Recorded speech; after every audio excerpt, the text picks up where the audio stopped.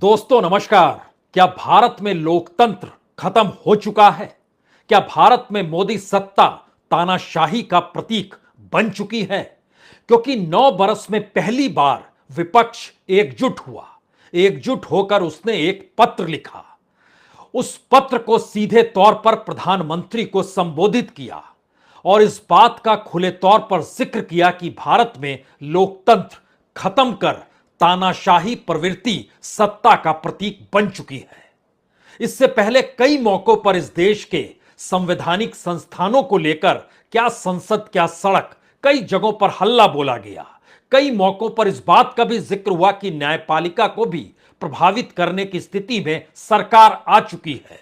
कई बार इसका जिक्र हुआ कि मीडिया को अपने साथ या अपने तले कैसे सत्ता दबा रही है। यानी इस देश में लोकतंत्र के जो भी अलग अलग खंबे हैं उनको लेकर सत्ता अपने तौर पर अपने अनुकूल परिभाषित करती है।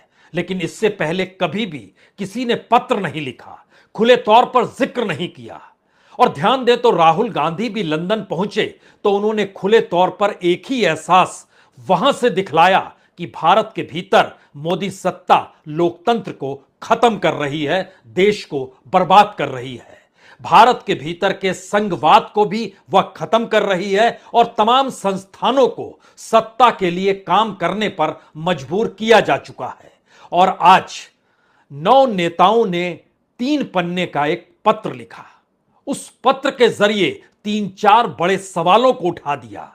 पहला सवाल तो यही कि पूरे तरीके से इस देश की जो जांच एजेंसियां हैं वह पॉलिटिकली मोटिवेटेड यानी राजनीति के प्रभाव के तहत काम करती है, जिससे सत्ता को लाभ होता है।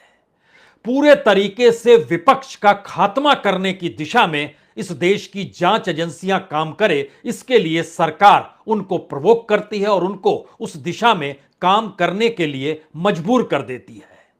और जो भी विरोधी शख्स है अगर वो बीजेपी के साथ खड़ा हो जाए तो यही जांच एजेंसियां उसकी पूरी जांच ठंडे बस्ते में डाल देती है और जांच रुक जाती है। और यह स्थिति इस देश के भीतर 9 बरस से चली आ रही है और उसमें एक पूरे लंबे नेताओं की फहरिस्त भी दी गई है कि दरअसल इन नेताओं को किस रूप में राजनीति से प्रभावित होकर शिकंजे में लिया गया।